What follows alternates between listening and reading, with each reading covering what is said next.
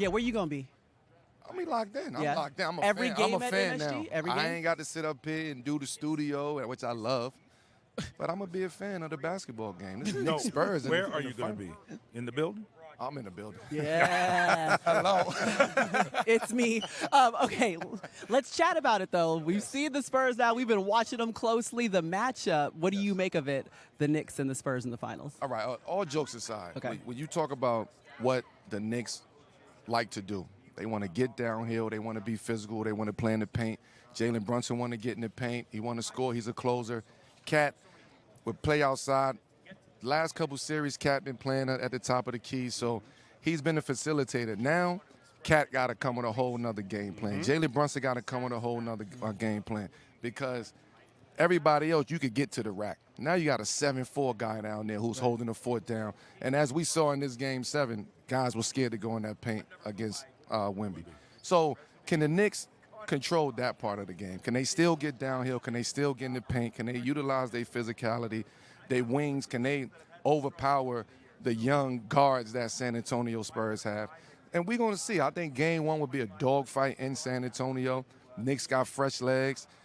San Antonio is battle-tested.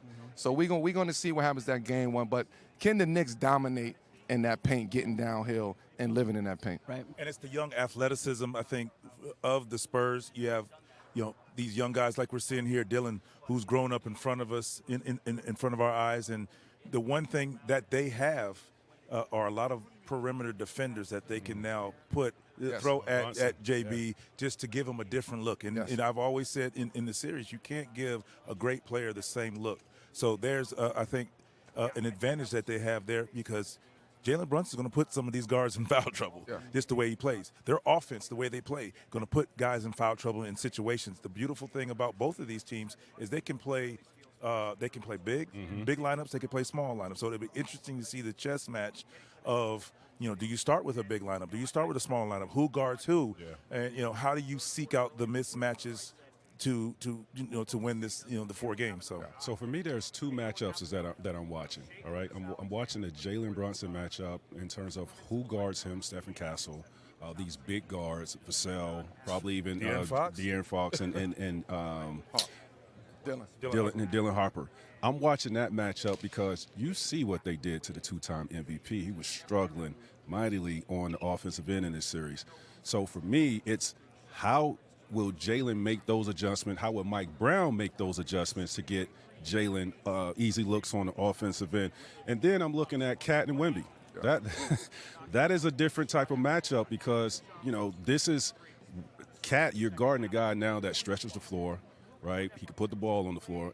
Or he loves to, get the ball on the perimeter and put it on the floor. And with Cat, we all know he didn't do it in the last few series, but he's prone to make silly fouls, right? And I think he has to be disciplined playing up against Wemby.